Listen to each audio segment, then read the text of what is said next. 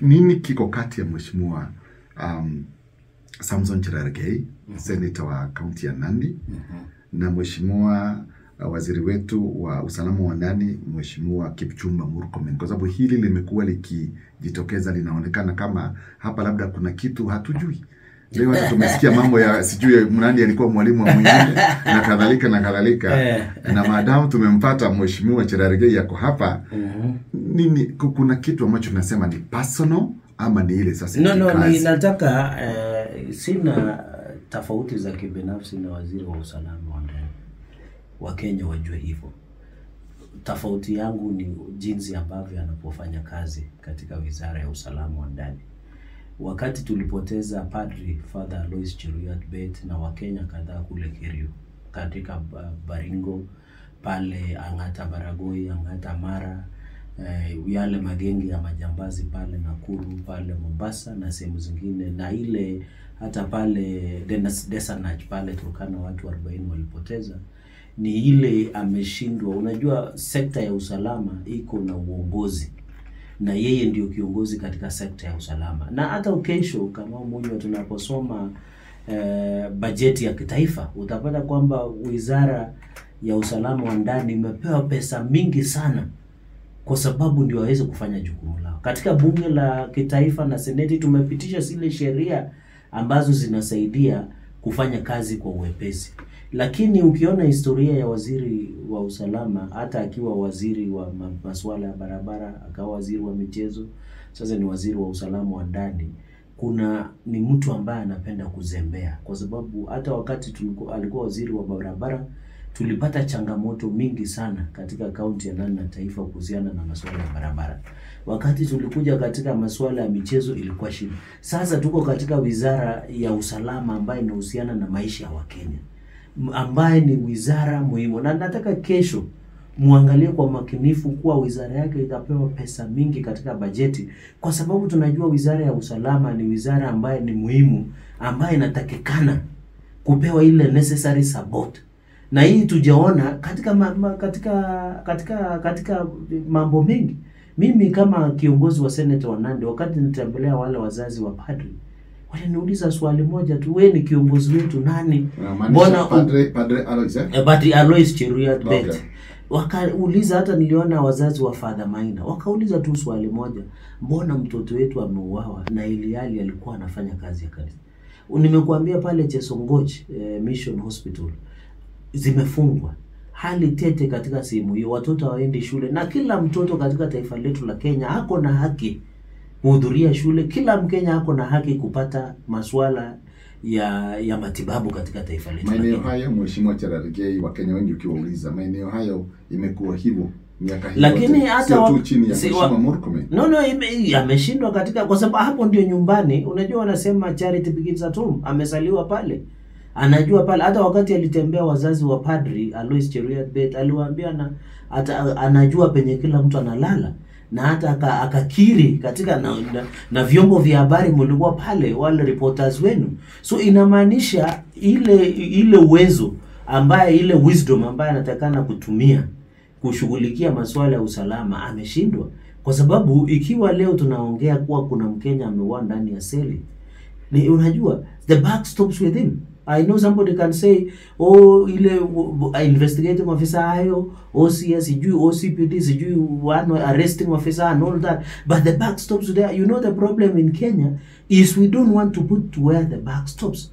Tunataka tucheze ile mchezo ya kalongolongo, ile ya shifting goalpost, kusema hivi. Na ya pili amesema, na hiyo ilinukuliwa na vyombo vya habari, ya kwamba nilikuwa mwanafunzi wake. Sikuwa mwanafunzi wake, hakunifunza. Si ndio nakuambia sasa, si umepata kutoka mwenyewe. Si sasa mwenyewe sasa nakuambia hakunifunza. Ni wapi huko mliko mnafunzana ama hamkufunza? Hata sikumuona, nilikuja nikaambiwa baadaye. Aliingia wakati nimetoka, nilikuwa naambiwa sijui alikuwa anafanya maktaba ama sijui lini. Si hakuna chuo kikuu cha Moi chuo cha sheria katika Moi University pale. Okay. School of Law Annex. Mimi hakunifunza. Unless unajua katika madarasa mengi za ile kuna madarasa kadhaa siku attend any class ambayo ni haki. Kwa sababu nilikuja nikaambiwa baadaye kulikuwa na lecturer alikuwa anaitwa Murkomen. Sikuwa nimemuona. Mpaka siku ile alikuja tukaona katika vyombo vya habari yakifanya na wewe, ile ilikuwa Good Evening Kenya na ile alikuwa professional panelist. Ndio nikaanza kumuona katika runinga ya taifa. Mpaka siku ile tulikuja tukawa so ni fursa subject yoyote. Na ikiwa anasema Cherargei hana uwezo wa kumoversight.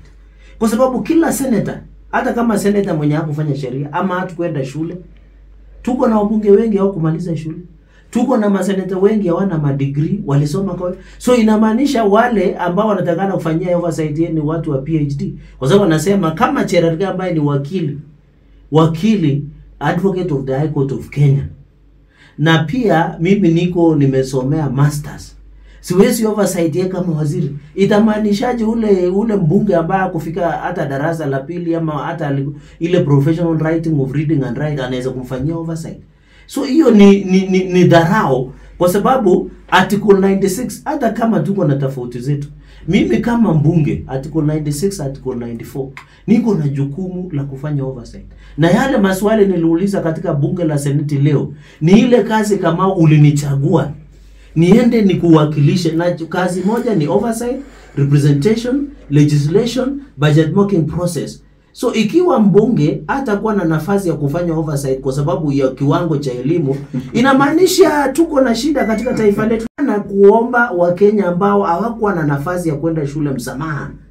Kwa sababu inamaanisha hata ule sasa leo akisimama katika jama hapa Nairobi, ule mtu anasukuma mkokoteni amwambia waziri niko na shida hii usalama katika jiji letu, atamwambia wewe ni below average, huwezi niuliza maswali. Na labda huyo mtu hakuenda katika. So hiyo ni dharau. Mimi kama kiongozi, kama anadharau mtu mwenye ni wakili tajika katika taifa. Na mimi nimefanya kazi sana katika taifa letu la Kenya. Mimi nimewahi kuwa mwenyekiti wa masuala ya sheria. Nimechaguliwa kwa umri mdogo nikakuwa senator ambaye ana hudumu mara ya pepe. Nimekuwa naibu katika county public accounts. Mimi track record yangu na integrity is very high.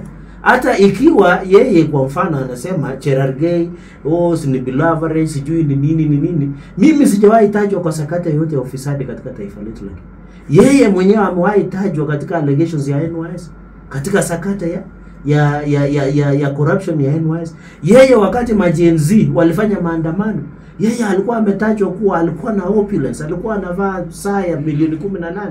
Na mimi sijauliza hiyo maswali. Leo niliuliza maswali na hata niko tayari kutembo hiyo maswali. Nilimuuliza tu swali kulingana na article 240 na 245. Wapi policy ambayo umeleta to fight police brutality in the country? Kilichomkera waziri ni kila mara wanasema unamwambia ajiuzuru. Kwa sababu ameshindwa. Yaani sio maswali ambayo ulimuuliza leo mheshimiwa.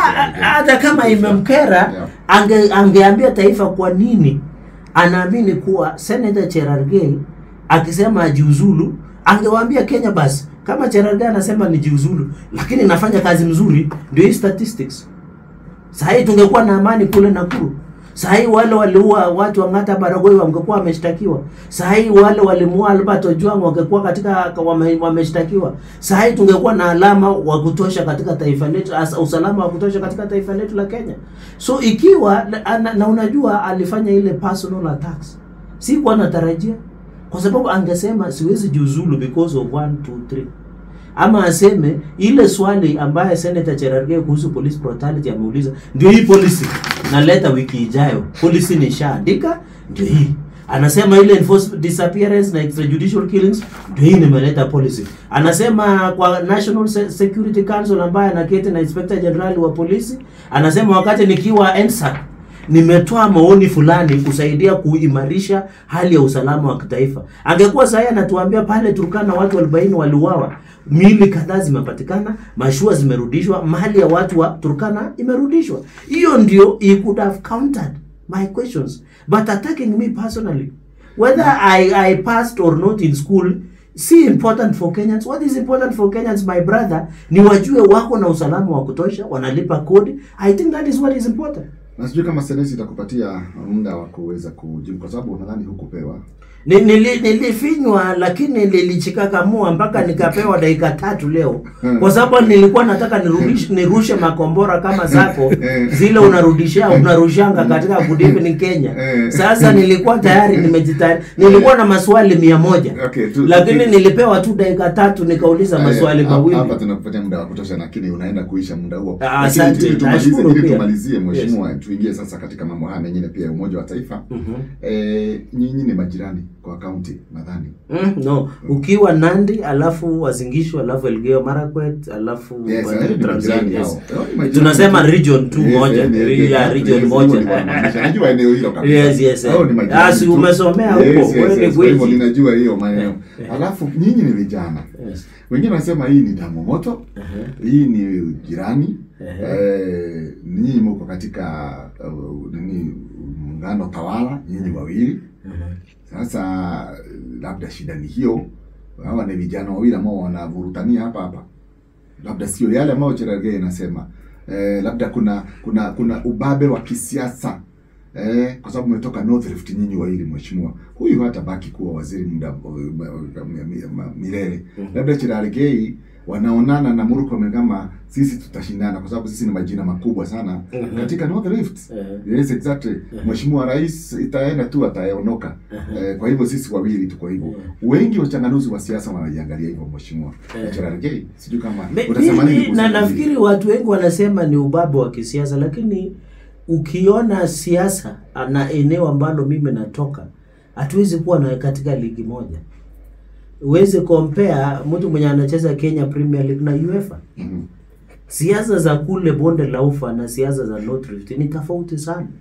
Watu wakielewa, siku moja nikipata nafasi nitakueleza kwa mapana na marefu.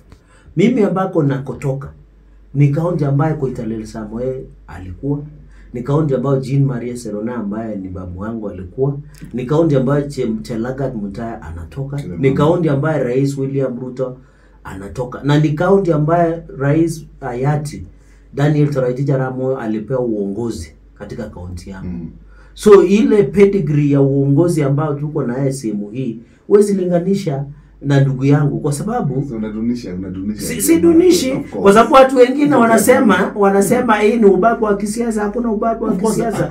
Nimeona watu wengine wanasema succession sijui mambo ya ukimwi. Mimi ajenda yangu kubwa nataka nichukue tu kwa sababu hii mambo iko YouTube. Nataka ndugu, ukipata nafasi na Wakenya ambao wanafuatilia mjadala huu waende katika bunge la seneti waone ile nimekuwa nikitetea nini. Kazi yangu kubwa, na nimesema hapa, kazi yangu kubwa ni oversight. Ya pili ni legislation, ya tatu ni representation na ile mambo ya budget ambazo zinaenda katika kaunti zetu. Hiyo ndio kazi ambayo niko naye sahihi. Sina wakati wa ubabe wa kisiasa katika eneo hilo kwa sababu hakuna kiti ambaye nifaka ingiwa. Acha nimalize hivi. Rais William Ruto anatoka katika eneo letu kule bonde la ufa hasa North Rift. Yeye Mungu akimjalia atakuwa kiongozi wa taifa letu. Kwa hii sasa sisi wengine tunasema tuta. Mungu akimjalia atakuwa 2032. Nataka nikuhakikishie siku ile Rais William Ruto ataenda kustaafu katika siasa zetu za taifa la Kenya. Atakuwa na usemi mkubwa sana katika siasa za jamii yetu ya Wakalenjin na taifa letu la Kenya. So iwezi kuwa shingo itakuwa mrefu kuliko kichwa. Na mimi kama kiongozi mdogo tutafuata wakati wa 2032 ile njia ambaye Rais William Ruto kabla hajastaafu katika taifa letu la Kenya, Mungu akimjalia, atakuwa na usemi mkubwa. So wale ambao wanafanya ubabe wa sahihi hawajasoma 48 Laws of Power of Robert Greene. Vyama hivi umesikia vimeanza kuundwa. Vyama vya DCP kwa mfano kimeundwa. Yes, na vyama vingine vitaundwa. Vyama hivi vina sera gani?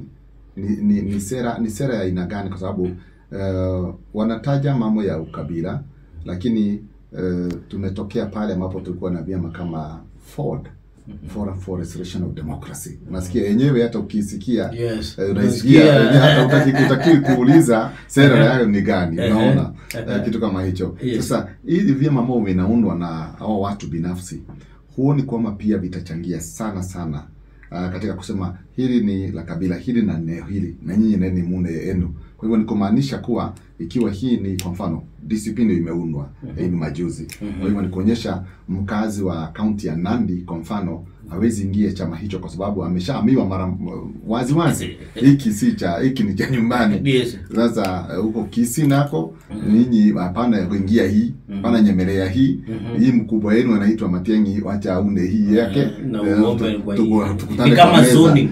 Tukutane kwa meza. Hivi vyama unaviona vinatuelekeza wapi basi katika 2027? Inachangia inaharibu uhusiano na uwiano wa taifa. Kwa nini havina sera basi? Kwa sababu ukiona katika register of political parties tuko na vyama zaidi ya 80.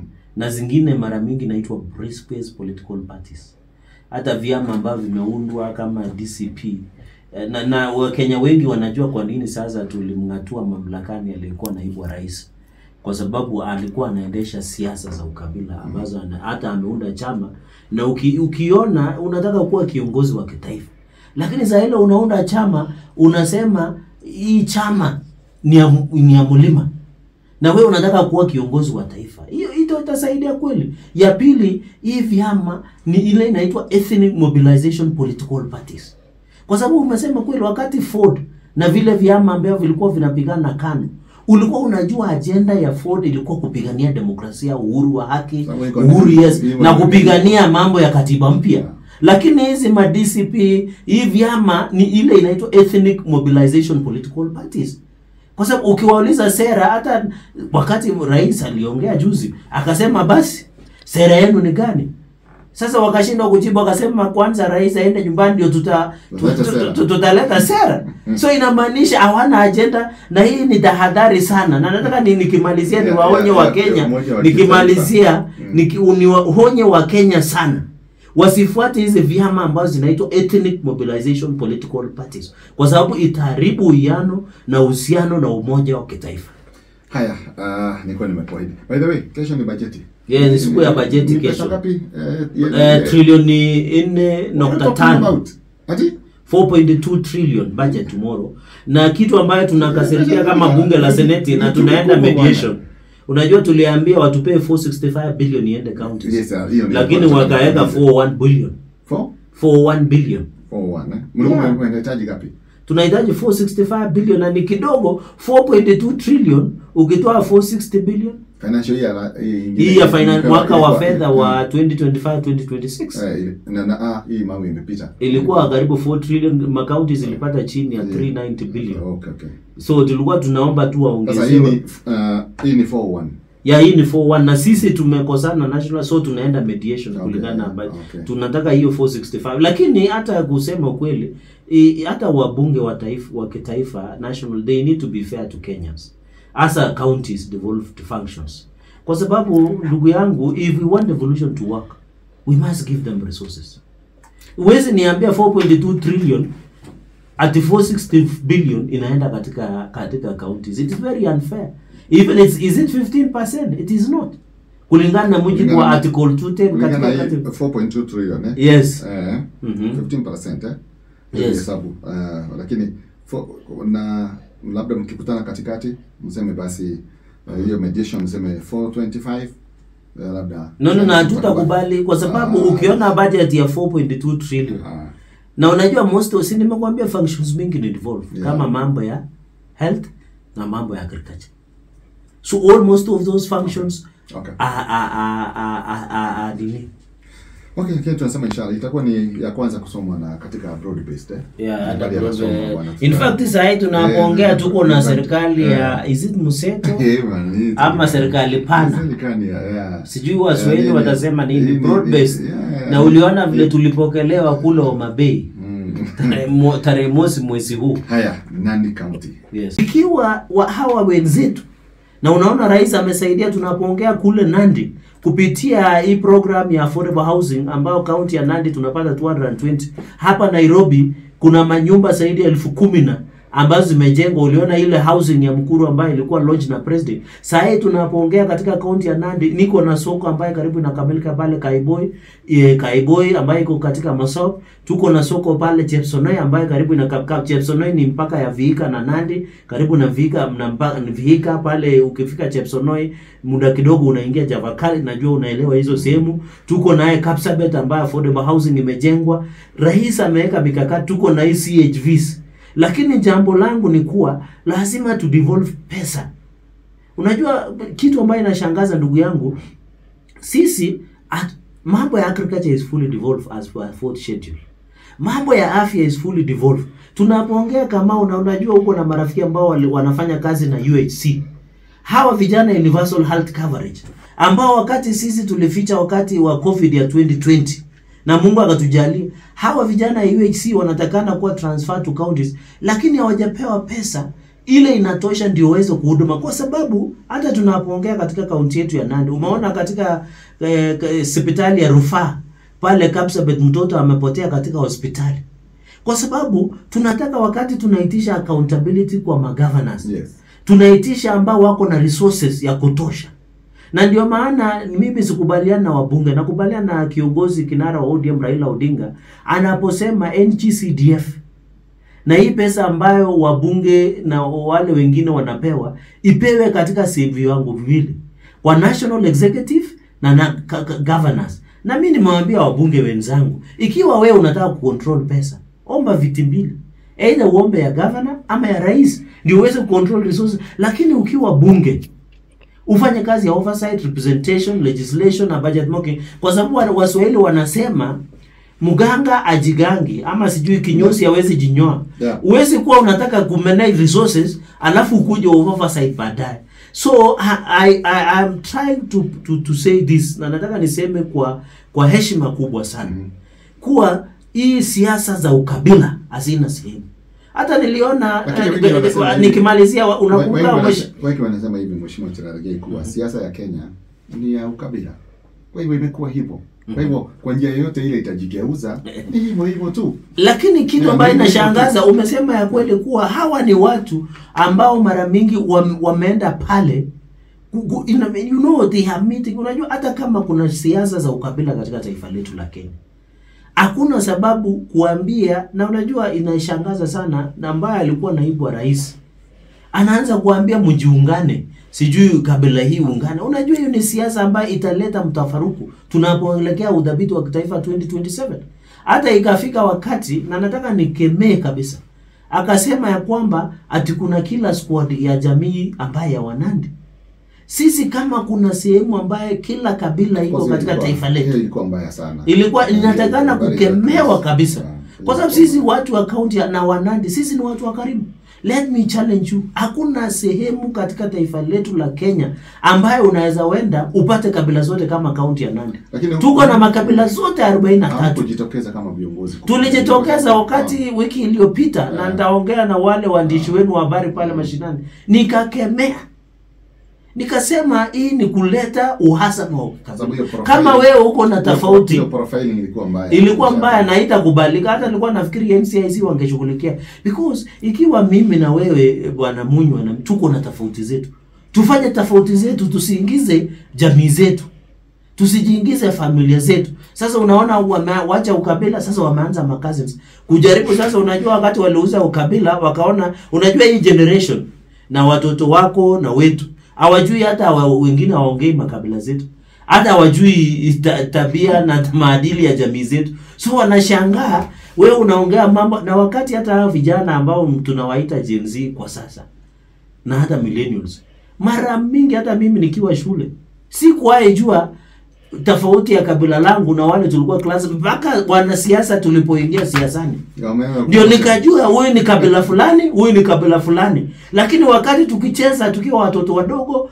tukiwa mashule zetu, tukisomea wakili, tukiwa university, in fact university ndio ukabila ilianza, kwa sababu hizo associations ya tribal, unasikia sijui Ameru, sijui Mulima and what have you.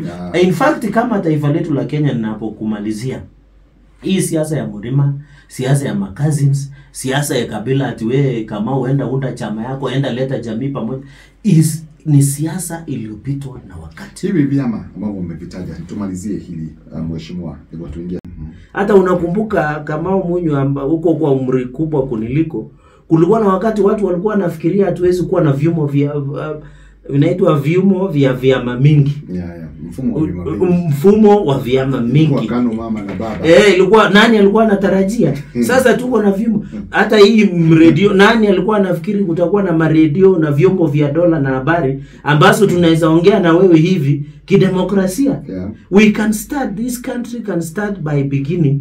Kwa hii maneno ambaye mimi naguzia, ndio maana hiyo ndio ilikuwa agenda yetu leo katika bunge la Seneti.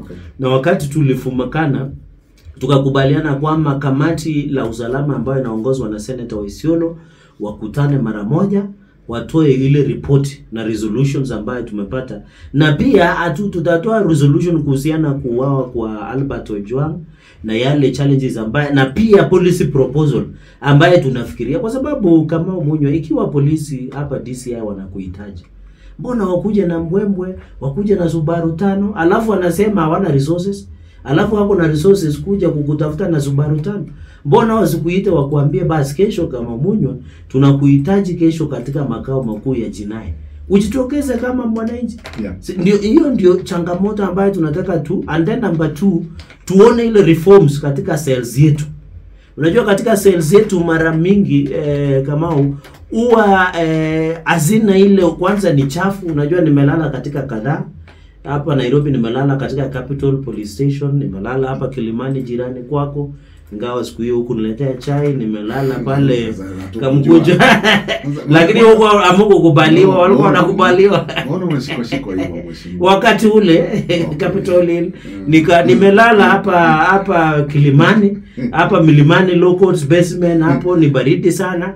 So ukilala katika hizi Kamkunji Police Station, hata huko nimelala Bungoma, nimelala pale Eldoret, nimelala Kisumu. So ukiingia katika hizi police cells, hazina ile CCTV, hazina ile procedure. Unajua kuna wale cell sentry, wale ambao wanasimamia cells.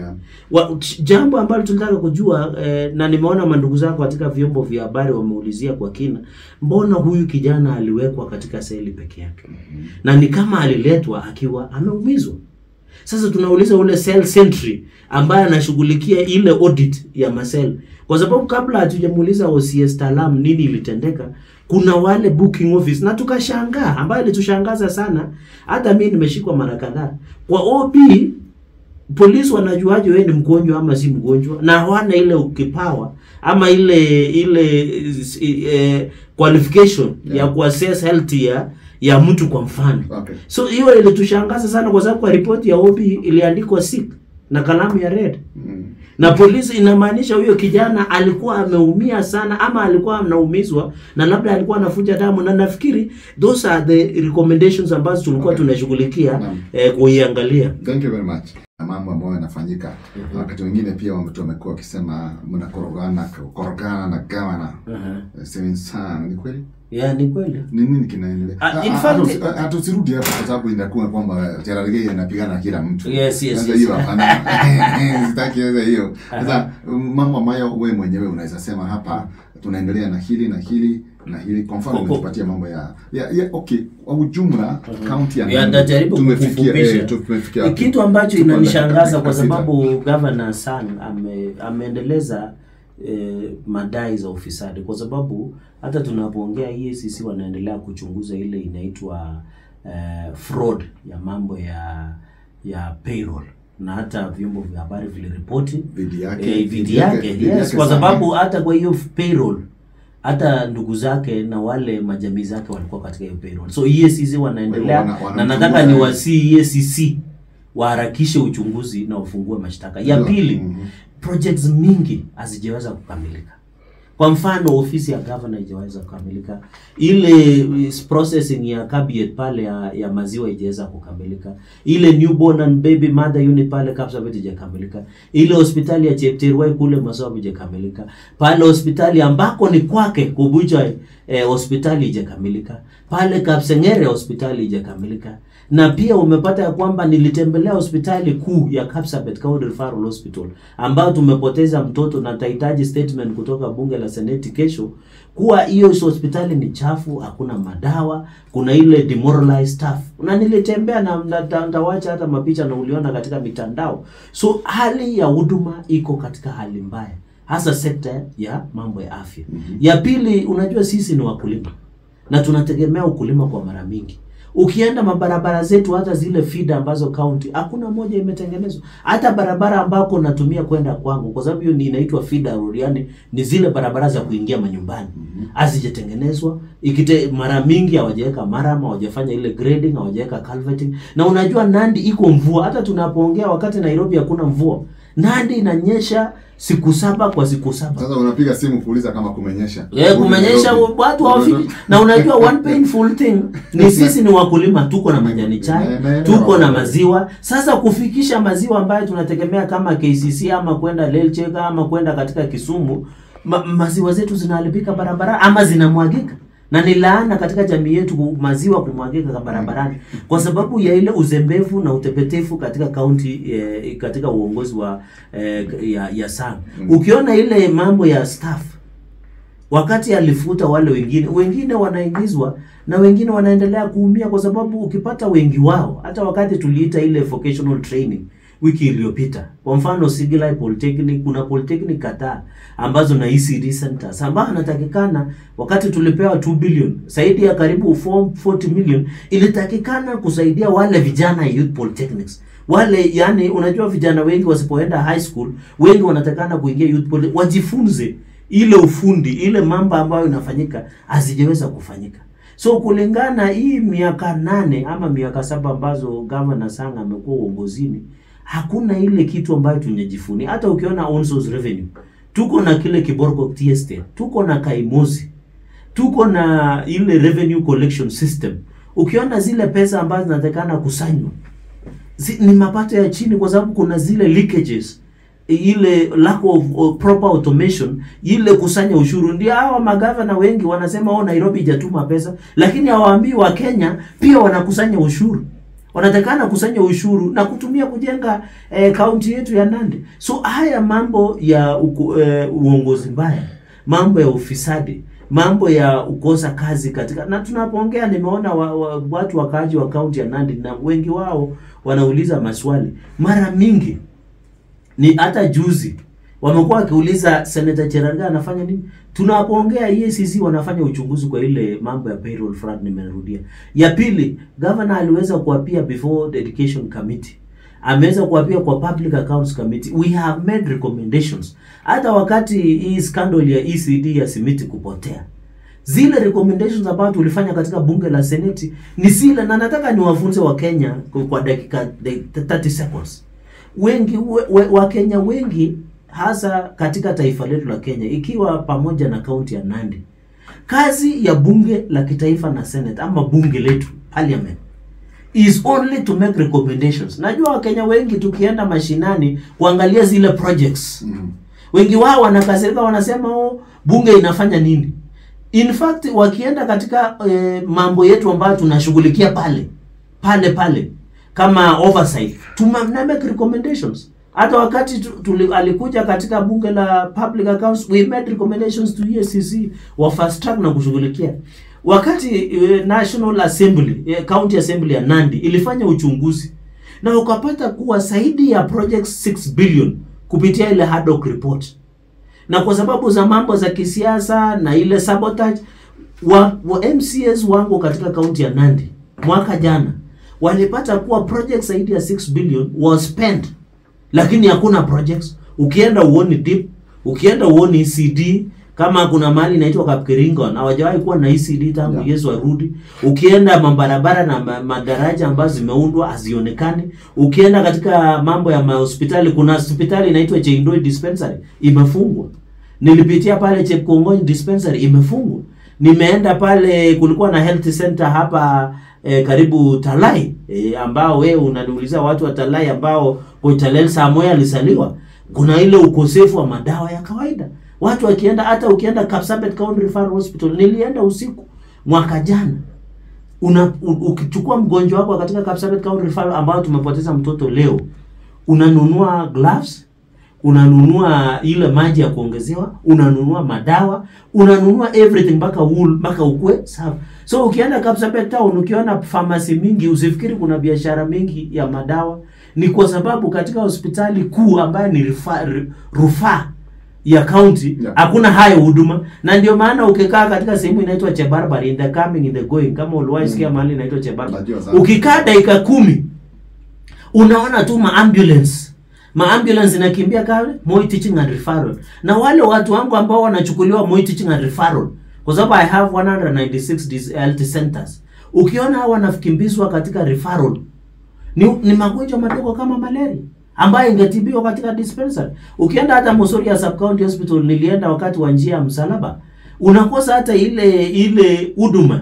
Ukienda katika kitchen ambaye mahali wagonjwa wanaudiwa chakula, hata unaona ugonjwa katika sehemu hiyo. Hata ukiwa mgonjwa unapona, unasema acha niende nyumbani, ni ugonjwa wangu umepona. Ile usafi, ile mandhari ambayo inatakana kushughulikiwa pale, mpaka zile incinerators ambazo zinatakana kubani ile disposal, ni changamoto ambaye mimi nataka niwahakikishie wakaaji ya kaunti ya Nandi. Mimi nitakuwa macho, kwa sababu kazi yangu ni kuhakikisha oversight. Na mara mingi nimeweza kutembea katika hospitali ya Maraba, nimetembea katika hospitali ya Musoria, nimeenda Kaptumo, nimeenda Chepterwai, nimeenda Kabiet, nimeenda Kapsabet County Referral Hospital, nimeenda madispensary kadhaa ambazo hata ziko katika page yangu ama ukurasa wa mtandao wa kijamii. So bado tunang'ang'ana. Okay. Radio Citizen. Radio